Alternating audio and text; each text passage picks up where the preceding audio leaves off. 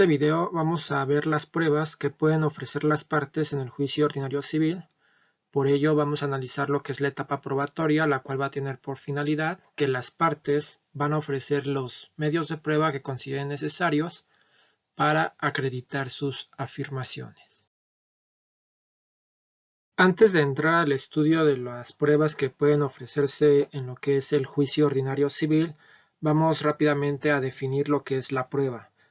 La prueba, de acuerdo al maestro Carlos Arellano García, nos lo define como aquellos elementos del conocimiento que se van a aportar en el proceso y que van a tender a la demostración de los hechos o derecho aducido por las partes, con la sujeción a las normas jurídicas vigentes.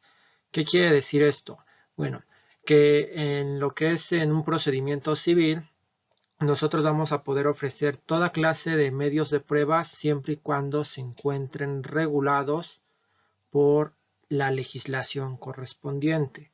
Si la legislación respectiva no regula ese medio de prueba, pues obviamente la prueba no puede llegarse a admitir. Un ejemplo sería lo que se conoce como la declaración de parte. La declaración de parte sí se encuentra permitida en lo que son los juicios orales, civiles y familiares, pero en lo que es el juicio ordinario civil no se encuentra regulada. Por ello, si una de las partes llega a ofrecer este medio de prueba, pues la consecuencia sería que se deseche la misma por no encontrarse permitida dentro del capítulo del juicio ordinario civil. Y las pruebas en específico pues tienen la finalidad de demostrar ya sea hechos o bien cuestiones puramente de derecho. Van a existir hechos que no van a requerir probarse. Estos hechos van a ser básicamente tres. En primer lugar tenemos los confesados. Los confesados son aquellos hechos que ya fueron reconocidos por alguna de las partes. Ejemplo, si el actor en uno de los hechos señala que celebró un contrato de comodato con la parte demandada en determinada fecha y el demandado cuando dio contestación a la demanda señaló que sí había celebrado ese contrato, pues obviamente tal hecho ya fue aceptado por el demandado y por ende ya no requiere ser probado. Los hechos notorios van a ser aquellos que son considerados como ciertos e indiscutibles, ya sea porque pertenecen a la historia, a la ciencia, a la naturaleza o a la vida pública actual. Un ejemplo de los hechos notorios viene siendo lo que se contiene en cada una de las páginas oficiales del gobierno, de los gobiernos ya sea federales o estatales, donde si ellos señalan algún hecho o más bien algún texto en específico, ese texto como tal ya no tendría que ser probado por tratarse de un hecho notorio. Los hechos presumidos son aquellos donde la misma ley le determina en qué casos se va a presumir determinada circunstancia. Podríamos citar un ejemplo en el artículo 29 del Código Civil, en el cual señala que se va a presumir que una persona resida habitualmente en un lugar cuando permanezca en él por más de 6 meses. Entonces, ese sería un hecho presumido, donde la ley lo presume. Otro ejemplo lo encontramos también en el artículo 63 del Código Civil, en el tema de los hijos, donde nos señala que un hijo nacido en matrimonio se va a presumir que es hijo de ambos cónyuges, salvo pacto en contrario. Entonces, es la presunción que la misma ley le da a determinadas circunstancias y por el hecho de que la ley le da esa presunción, ya no requiere ser probados. Los hechos irrelevantes van a ser aquellos hechos que no guardan relación con ninguna, ahora sí, con alguna de las acciones o prestaciones que nosotros estamos reclamando en la demanda y por ende pues no van a requerirse probados. Como hechos irrelevantes podríamos señalar, ahorita se me ocurre un ejemplo en donde en las demandas de alimentos la mayoría de los abogados estilan aumentar de más en los hechos porque piensan que el juez se va a solidarizar con su representado, le va a dar la razón y pues obviamente las cosas no son así. Hay veces que los abogados en ese tipo de demandas de alimentos pues señalan así como que cuestiones muy burdas o muy exageradas que pues, lo que hacen nada más es engrosar el expediente. Uno de los hechos que yo recuerdo ahorita, por ejemplo, que llegan a poner muy seguido los abogados es de que ponen, no sé, por ejemplo, donde dice yo fui la mejor esposa, me esmeré para que el matrimonio funcionara de la mejor forma, me levantaba todas las mañanas a hacer el desayuno a mi esposo, le lavaba su ropa, se la planchaba, etcétera. O sea, todos esos hechos pues, son irrelevantes. ¿Por qué? Porque no guardan ninguna relación con la acción planteada, ya que si estamos hablando de una demanda de alimentos, pues únicamente nos debemos de ceñir a decirle al juez que nosotros hicimos una vida en común con determinada persona, ya sea porque a lo mejor me casé con esa persona o viví en concubinato y que inclusive a lo mejor procreé hijos con esa misma persona. Eso pues, obviamente para que en su momento, en su oportunidad, yo pueda acreditar el vínculo, la afiliación que me unía con esa persona y en su momento poder justificar esa necesidad de alimentos. O sea, no es necesario que nosotros le echemos, ahora sí como dirían vulgarmente, mucha crema a nuestros tacos para que nos den la razón. O sea, siempre hay que ser lo más certeros y precisos posible. De hecho, así nos lo establece el mismo 255 del Código Civil, donde dice en lo que es el capítulo de hechos, deben de ser de manera precisa y concisa. Finalmente vamos a tener los hechos imposibles. Los hechos imposibles son aquellos hechos que no pueden ser probados. De acuerdo con el artículo 1828 del Código Civil, nos va a señalar que es imposible el hecho que no puede existir porque es incompatible con una ley de la naturaleza o bien con una norma jurídica que debe de regirlo necesariamente. Y por ende, pues obviamente tal hecho va a constituir un obstáculo insuperable para su realización. ¿En qué momento vamos a poder ofrecer pruebas nosotros en lo que es el juicio ordinario civil? Las pruebas nosotros las vamos a poder ofrecer una vez que se abre el juicio a prueba.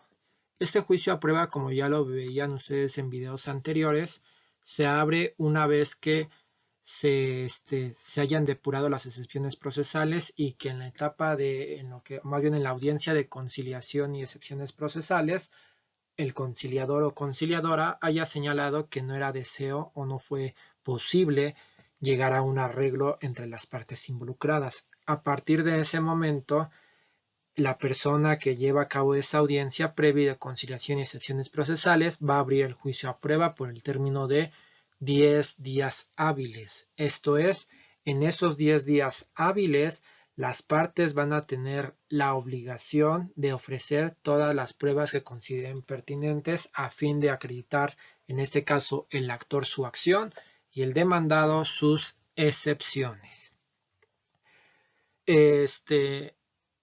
Hay veces que en lo que es la audiencia de conciliación no se llegan a presentar las partes o únicamente se presenta una de las partes. ¿Qué sucede ahí en este término de los 10 días? Bueno, la ley nos establece que los 10 días son comunes. Cuando hace referencia a que son comunes, se está refiriendo a que esos 10 días van a correr o computarse de igual forma para ambas partes. Entonces, si supongamos que una de las partes sí acuda a la audiencia y la otra no, bueno, esos 10 días comenzarían a partir de que surte efectos la notificación en el boletín judicial. Sin embargo, si ambas partes acudieron a la audiencia previa de conciliación, los 10 días comienzan a partir, más bien a partir del día siguiente en que se llevó a cabo la audiencia previa y de conciliación. Hay ocasiones que los abogados en lo que es los juicios ordinarios civiles llegan a ofrecer pruebas desde su escrito inicial de demanda. Como ustedes ya pudieron haberlo corroborado, cerciorado, en lo que son los requisitos de la demanda no nos exige que tengamos que ofrecer pruebas. Entonces, si ofrecen pruebas, no pasa nada, pero si no las ofrecen, pues obviamente está bien su escrito de demanda. Sin embargo, no por el hecho de que ustedes ya hayan ofrecido pruebas en la demanda inicial, pues va a dar por sentado de que las mismas se van a tomar como pruebas. Es necesario que se insista, o sea, que se le reitere al juez que las pruebas que ustedes ofrecieron a lo mejor en su demanda inicial las van a ofrecer dentro de ese periodo de los 10 días, ya que si no lo hacen, pues obviamente es como si no hubieran ofrecido ninguna prueba, salvo lo que vienen siendo las documentales, ya que las documentales hay artículo expreso en el Código de Procedimientos Civiles en el cual establece que tratándose de documentales se van a tener ofrecidas como pruebas, aunque las partes no las hayan ofrecido como tal. Pero fuera de ahí, si ustedes no reiteraron su ofrecimiento, supongamos que ofrecen una prueba pericial en su demanda inicial y en los 10 días no reiteran ese ofrecimiento, pues ya ahora sí que no se les va a admitir y es como si no la hubieran ofrecido. Puedan ser admitidas nuestras pruebas, pues van a influir diferentes tipos de requisitos y aunado también a lo mejor quizás criterios de juzgadores. Hay juzgadores donde sí son muy legalistas, o sea, se ciñen a lo que establece la ley y hay algunos juzgadores que son un poquito más abiertos en el sentido de que admiten casi todas las pruebas. Pero bueno, básicamente o jurídicamente van a existir 4 requisitos esenciales que ustedes deben de observar para al momento de ofrecer sus pruebas y que obviamente las mismas les sean admitidas. El primer requisito que yo les pongo aquí en la diapositiva es que versen sobre hechos controvertidos. ¿Qué quiere decir esto? Como lo veíamos hace rato, si es un hecho irrelevante, pues no es necesario que sea aprobado.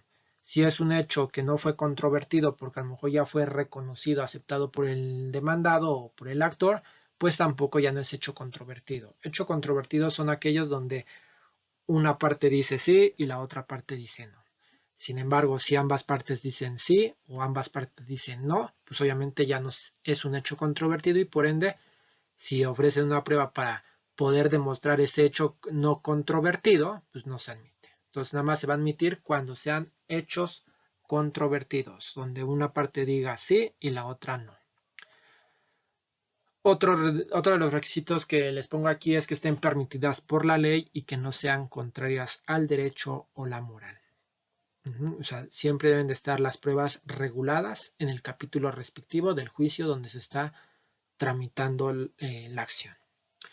Expresar lo que se pretende acreditar con la prueba. Aquí también es muy importante. En materia civil, en específico juicio ordinario civil, las partes tienen que decir qué es lo que van a demostrar con dicha prueba, ya que si nada más ofrecen la prueba y no establecen qué es lo que pretende acreditar, es razón suficiente para que sea desechada la misma. ¿Esto por qué? Porque el juez debe de tener los elementos necesarios para saber si la prueba sí versa sobre un hecho controvertido, si la prueba tiende a demostrar algo, ya sea algún elemento de la acción o bien destruir la acción. O sea, por eso es muy importante que ustedes le tienen que mencionar al juez qué es lo que van a acreditar o pretenden acreditar con dicha probanza. Y finalmente, ser prueba idónea para acreditar alguna afirmación. O sea, no vas tú a ofrecer una prueba pericial para demostrar la existencia de un contrato de compraventa. O sea, eso no es una prueba idónea. La prueba idónea en todo caso para demostrar la existencia del contrato de compraventa es exhibiendo el documento o en todo caso con una testimonial, pero una pericial pues obviamente no vas a poder acreditar no es una prueba idónea.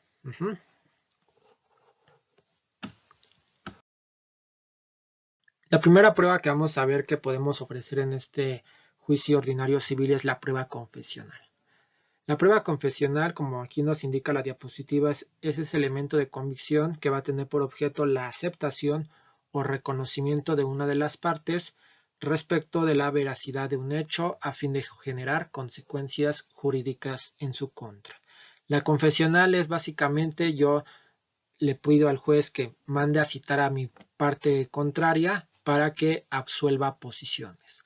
Las posiciones son una serie de preguntas que le vamos a formular en este caso al absolvente para que nos conteste con un sí o no categórico. O sea, cuando uno formula posiciones a la parte contraria, esta parte contraria que se denomina absolvente, como se los pongo aquí en la diapositiva, únicamente va a responder la pregunta con un sí o con un no. O más bien es pregunta, sino la posición. Más adelante, ahorita vamos a ver cómo se formulan esas posiciones o qué requisitos deben de cumplirse para que la posición sea formulada de manera correcta. Pero antes de ello, vamos a ver, o les voy a mencionar, qué requisitos deben de ustedes observar para ofrecer esta prueba confesional y que la misma sea admitida. En primer lugar, podríamos mencionar que para ofrecer la prueba confesional tenemos primero que ofrecerla dentro del término que nos establece la ley, que en este caso es dentro de los 10 días a partir de que se abre el juicio a prueba.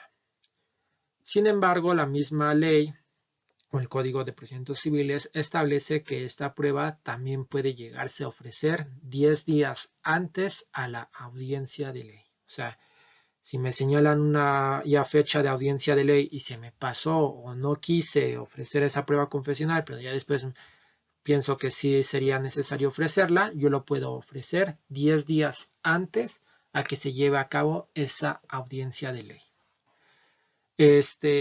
Como requisito debemos de solicitar que se mande a citar de manera personalísima a la contraparte, ya que si no le ponemos que se cite de manera personalísima a la contraparte, obviamente puede comparecer algún apoderado, algún representante del demandado, de la parte actora y absolver posiciones. La finalidad de la prueba confesional es que quien absuelva las posiciones, pues obviamente sea la persona a quien le competa o quien haya conocido respecto de mis hechos. En este caso, pues la actora o el demandado.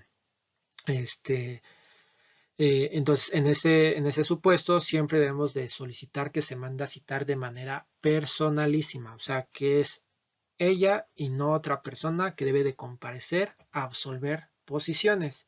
Obviamente, si ya se trata de una persona moral, una empresa, pues ahí sí vamos a mandar a citar al representante, pero con facultades para absolver posiciones, porque hay muchas veces que se llegan a presentar en audiencias representantes supuestamente de personas morales, pero ya resulta que al momento de verificar su personalidad, resulta que no están facultados para absolver posiciones. Entonces, si no está facultado para absolver posiciones el que comparece, en ese momento el juez, o nosotros le podemos citar al juez que se le tenga por confeso de las posiciones que hayan sido calificadas de legales. Otro de los requisitos que debemos de observar al momento de ofrecer esta prueba confesional es que se solicita al órgano jurisdiccional que se aperciba a la parte contraria a absolver posiciones, que en caso de que no comparezca el día de la audiencia a absolver las posiciones, que sea declarado confeso de todas y cada una que se califiquen como legales.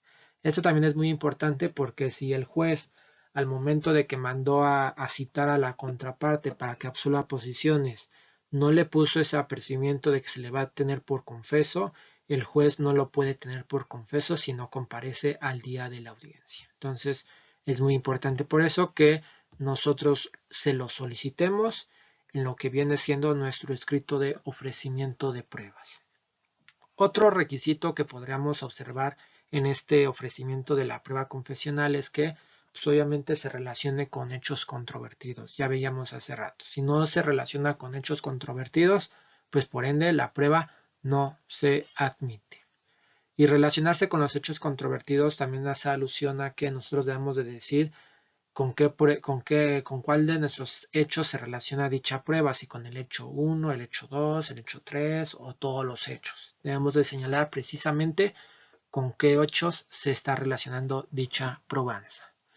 Debemos también exponer lo que son las razones por las cuales nosotros consideramos que se van a acreditar esos hechos controvertidos con dicha probanza y en el ofrecimiento de esta prueba nosotros podemos exhibir el pliego de posiciones, o sea, las posiciones que va a responder la contraparte, o bien lo podemos hacer a más tardar antes de que dé inicio la audiencia de desahogo de pruebas. O sea, el pliego de posiciones no es necesario que lo exhiban en el mismo acto del ofrecimiento de pruebas, pero sí es muy importante que lo exhiban antes de que se lleve a cabo la audiencia de desahogo de pruebas, ya que si no está exhibido ese pliego de posiciones antes de la audiencia de desahogo de pruebas, pues lo que va a dar por origen es de que se deseche la prueba por falta de interés jurídico para su desahogo. Las posiciones entonces van a ser esas cuestiones que se le van a formular al absolvente y que nos va a responder con un sí o con un no categórico. Aquí también es muy importante que yo les indique es que este sí o no categórico también le da la oportunidad al absolvente de poder aclarar alguna cuestión, pero siempre todo debe de responder desde un primer momento con un sí o con un no. Al momento que nosotros formulamos posiciones, estas posiciones deben de cumplir determinados requisitos. En primer lugar, que tengan relación con hechos materia de la litis. No le vamos a preguntar cuestiones ajenas que no formen parte de la litis, ya que si estamos formulando ese tipo de cuestiones, pues va a dar porque no nos califiquen de legal esa posición. Deben de ser claras y precisas, no pueden contener más de un hecho y tampoco tienen que ser complejas. Deben ser propias de la persona que está declarando, o sea, no le puedo preguntar de un tercero. ¿Por qué? Porque la confesional es propia del que está absolviendo las posiciones. No pueden ser insidiosas, esto es que buscan que confundir al absolvente, y tampoco tienen que ser técnicas. Entonces, básicamente estos son los requisitos que ustedes deben de observar al momento de formular cualquier tipo de posición. Otra de las pruebas que se pueden ofrecer en este juicio ordinario civil es lo que es la prueba testimonial. La prueba testimonial tiene por objeto de que una persona tercera ajena al juicio, pero que sabedora o conocedora de un determinado hecho, comparezca ante la autoridad a atestiguar lo que ésta vio. ¿Ok? Así como en la prueba confesional existen requisitos para su admisión, en lo que es en la testimonial también van a haber requisitos. En este caso, podríamos señalar como primer requisito que debe de ofrecerse dentro de los 10 días de la apertura a juicio a prueba. Aquí no vale de que la puedes ofrecer 10 días antes de la audiencia de desahogo de pruebas. Aquí sí nada más tu único tiempo es dentro de los 10 días. Debes de señalar el nombre y el domicilio de tus testigos. Y muy importante, estos testigos que tú ofrezcas como prueba testimonial deben de encontrarse anunciados en los escritos fijatorios de la litis. ¿Cuáles son estos escritos? Pues la demanda y la contestación a la demanda. Si tú en la demanda, por ejemplo, tú eres actor y estás ofreciendo una prueba testimonial de 2 o 3 testigos, pues obviamente estos testigos deben de encontrarse mencionados en la demanda. Si esos 3 testigos, nada más uno se encuentra anunciado en la demanda, pues solamente ese uno solo es el que se va a admitir. Los otros 2 se desecharían.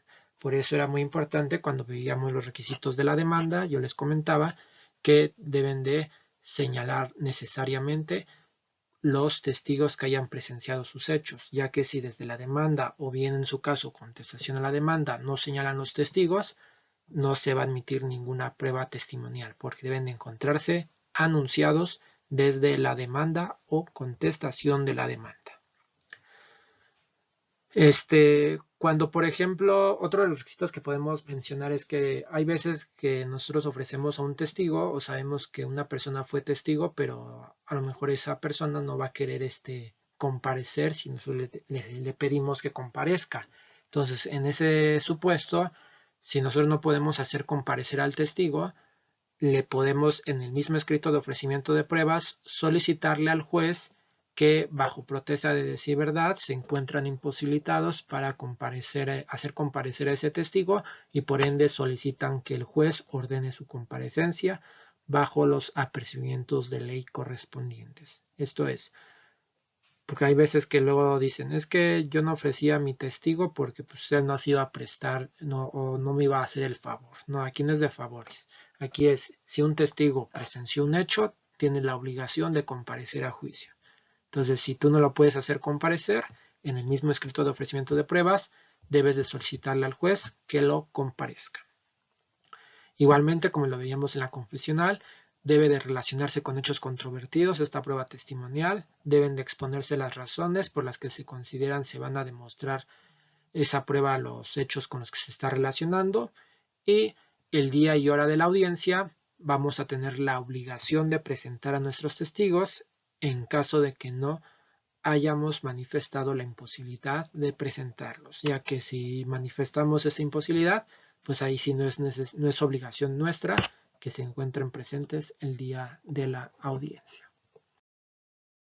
Hay ocasiones donde la prueba testimonial o el testigo reside fuera de la Ciudad de México o fuera de la entidad donde se está llevando el juicio. Bueno, en ese supuesto, si a lo mejor el testigo no puede trasladarse por cuestiones de trabajo a la ciudad donde se está llevando el juicio, podemos solicitarle al juez que se lleve a cabo su desahogo de manera foránea, que es lo que se conoce como la testimonial foránea, que aquí, como les mencioné en la diapositiva, es cuando los testigos residen fuera de la Ciudad de México, existe imposibilidad para presentarlos, pero para que se pueda admitir esta prueba testimonial foránea, necesariamente tenemos que exhibir los interrogatorios con las copias respectivas, porque si no los exhibimos no se admite la prueba. Así como hace rato veíamos con la prueba confesional que podemos exhibir el pliego de posiciones a más tardar el día de la audiencia, antes de que dé inicio, en lo que es la testimonial foránea igualmente lo podemos hacer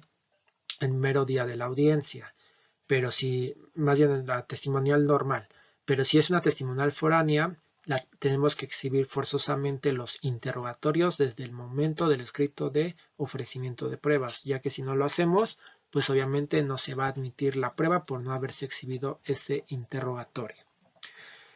Una vez que nosotros exhibamos, ofrezcamos la prueba testimonial foránea, pues ¿qué es lo que va a hacer el juez? Va a girar un exhorto a la entidad donde se tenga que desahogar esa prueba testimonial foránea, donde se le van a incluir las preguntas y repreguntas que hayan formulado las partes. Esto es, en una testimonial lo que hacen es, ahí sí es un interrogatorio, un cuestionario al testigo para que responda a las preguntas que le hagamos, y a su vez la contraparte tiene el derecho de hacer repreguntas al testigo.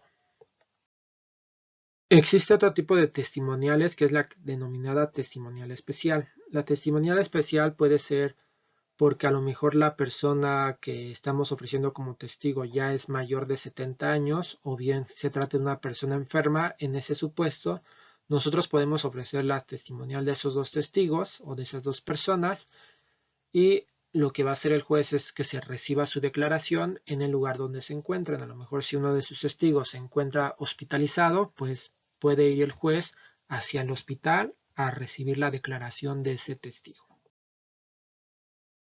Otra testimonial especial es tratándose de funcionarios públicos. El artículo 359 del Código de Procedimientos Civiles establece que si nosotros queremos ofrecer la testimonial a cargo del presidente de la República, el jefe de gobierno de la Ciudad de México, gobernadores de los estados, ministros de la Suprema Corte, secretarios de Estado, titulares de organismos públicos descentralizados o empresas de participación estatal mayoritaria, federales o locales, al gobernador del Estado de México, senadores, diputados, asambleístas, magistrados, consejeros de la Judicatura y electorales, jueces, generales, comandos, a cualquiera de esas autoridades, nosotros tendríamos que pedir su declaración por medio de oficio.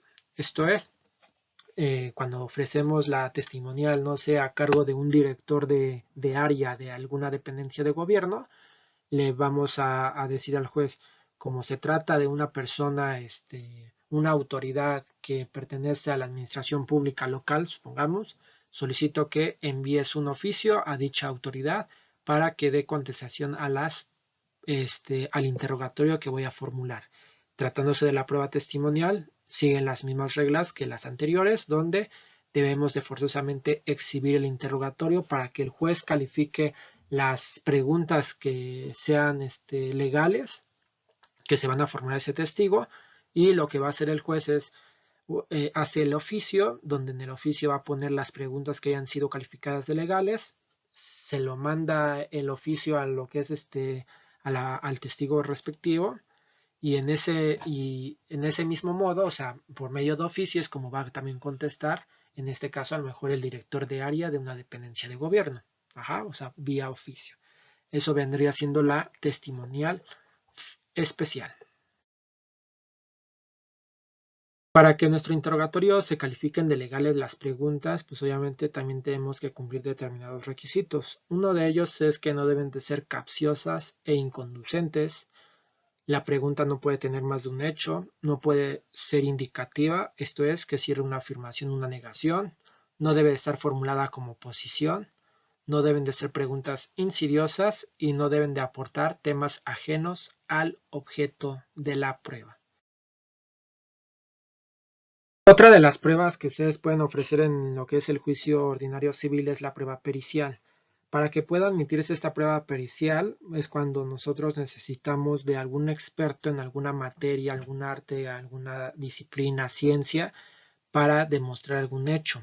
En este supuesto, para que sea admitida, en el escrito de ofrecimiento de pruebas debemos de señalar la materia, arte u oficio sobre el cual va a versar la prueba pericial. Debemos de mencionar los nombres y apellidos, así como el domicilio y cédula profesional del perito que nosotros estamos ofreciendo. Debemos mencionar los puntos sobre los cuales va a versar la prueba pericial, las cuestiones que se van a resolver con esa misma prueba pericial y que se requieren conocimientos especiales en alguna ciencia, arte o industria para demostrar tal hecho.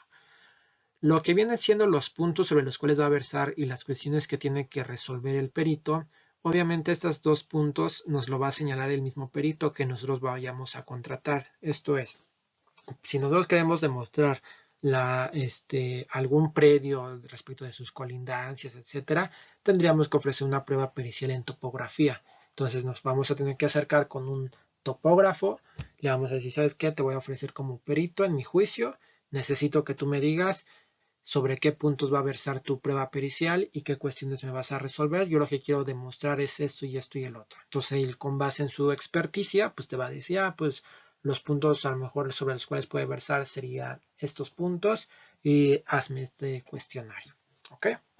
Entonces, para que sea admitida esta prueba pericial, debemos de cumplir forzosamente con estos requisitos. Una prueba más que podemos ofrecer en esta clase de procedimientos es la prueba de inspección judicial. La prueba de inspección judicial es cuando el juez o el secretario de acuerdos acude a un determinado lugar a inspeccionar esa persona, ese objeto relacionado con la controversia. Y lo que hace esa inspección judicial es hacer un examen sensorial, o sea, por medio de la vista, el tacto, etcétera. Él va a ser la inspección judicial. Uno de los requisitos necesarios para que sea admitida esta prueba de inspección judicial es que se señalen los puntos sobre los cuales va a versar. Esto es, no nada más es de decir, solicito que se haga la prueba de inspección judicial sobre el predio ubicado en tal lugar y punto. No, debemos de mencionar qué puntos va a versar, a que el predio se encuentra colindante con tal casa que se encuentra habitada con fulano de tal, que a la izquierda se encuentra, no sé, un lago, o sea, debemos de mencionar sobre qué puntos va a versar para que al momento que se lleve a cabo su desahogo de esa prueba, el juez, acompañado de su secretario, haga ese examen sensorial, ya sea de personas u objetos relacionados con la controversia. Finalmente, como última prueba que yo les pongo aquí en lo que es la etapa probatoria es la documental. La documental, pues acuérdense que son todos esos documentos que demuestran algún hecho. Los documentos que nosotros queramos ofrecer como pruebas deben de encontrarse ofrecidos en los escritos fijatorios de la litis. Esto es desde el escrito inicial de demanda o de la contestación. Solamente en esos supuestos es como se va a admitir esas pruebas documentales. Si yo, por ejemplo, quiero ofrecer una prueba documental y la ofrezco en mi escrito de ofrecimiento de pruebas dentro de los 10 días y adjunto ahí ese escrito de ofrecimiento de pruebas un documento, ese documento no se tiene que admitir. ¿Por qué? Porque debió haberse admitido antes de. Obviamente, si el documento que yo estoy exhibiendo como prueba es una prueba superviniente, o sea, de hechos que yo a lo mejor desconocía o hechos de los cuales apenas yo me enteré de su conocimiento de esa prueba, en ese supuesto sí podría llegarse a admitir la prueba, pero como superviniente, pero así como prueba normal de documental, no. ¿Por qué? Porque recuerden que todos los documentos deben de ofrecerse desde lo que es la demanda y la contestación de la misma. Y finalmente, ya más por mencionar, otras pruebas que ustedes pueden llegar a ofrecer en esta clase de procedimientos, pues son las pruebas tecnológicas, este, pruebas de fotografías, videos también pueden llegar a ofrecer, CDs. Aquí es muy importante que si ustedes llegan a ofrecer este tipo de pruebas como videos o CDs, en el caso de lo que son la etapa de juicio ordinario civil, sí tendrían que ustedes proporcionar los medios necesarios para su desahogo. Esto es, si ustedes ofrecen un video, tienen que llevar el equipo de cómputo para que el día de la audiencia sea reproducido ese video.